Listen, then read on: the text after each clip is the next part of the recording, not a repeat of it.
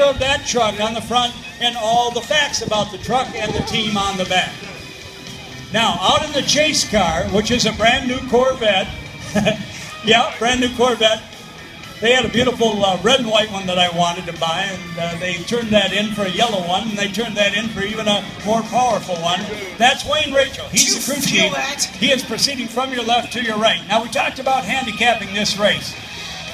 Chris Darnell is trying to cook Wagstaff's behind with his flames. Why do they call it the Shockwave truck? Well, wait and listen. It also creates its own thunderstorm activity, lightning and thunder and clouds. I give you Shockwave!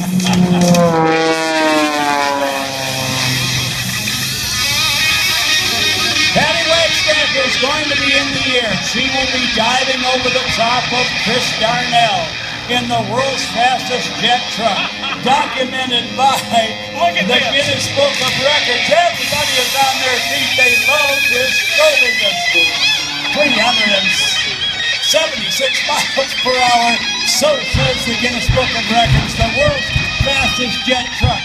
I can feel that here on You can feel it on the ground. All right, Patty's going to come in over the top of Chris Darnell.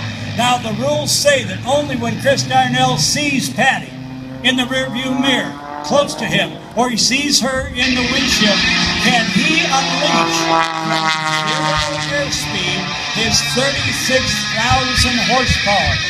Then his only job to win is to pass Patty before he runs out of runway.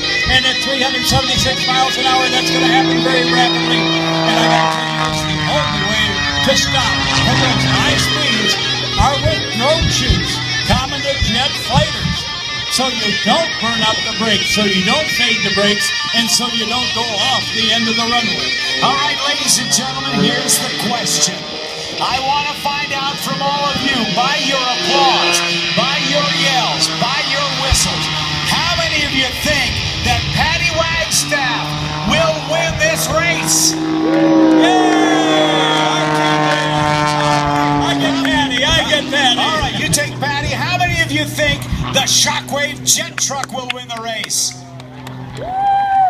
I think the lady has the hearts of the audience today. All right, we shall see. All right, they're both going down into the respective corner. They are playing a waiting game. Chris Darnell is trying to intimidate Patty. Patty laying the smoke over the top of Chris. Chris laying the smoke back. Now, Chris has got to be careful on the ground. He only has 180 gallons of diesel fuel. He cannot run out of fuel. He cannot flame out the engine. He will lose the race. So Patty's playing a little challenge game of intimidation. So is Chris Darnell. These two have raced before. Yes, they both know the tricks.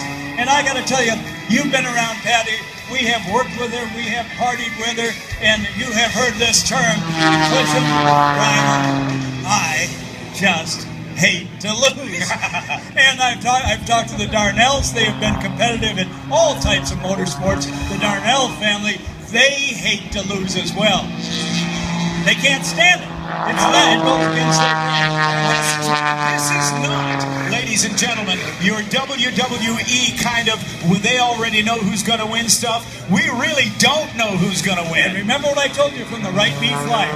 We are going back 100 years when Ohioan Barney Oldfield, one of the most famous speed and race drivers in America, known by everybody, and Lincoln Beachy, one of the most best-known pilots, used to race at horse racing tracks. At state and county fairs. They drew 30,000 people in 1914 here in Dayton, Ohio, with that display of speed and noise. I think we're going to have a race. I think Patty's on the way down. It's spooling up. Ladies and gentlemen, keep your eyes on Shockwave. Keep your eyes on Patty Wagstaff. In just a few moments, this race will be history. Here comes the Gypsy. Whoa! What did she do? She rolled upside down. She's trying to shake up Neil Darnell. She's got a lead out. He's holding her. But she cannot beat 36,000 horsepower.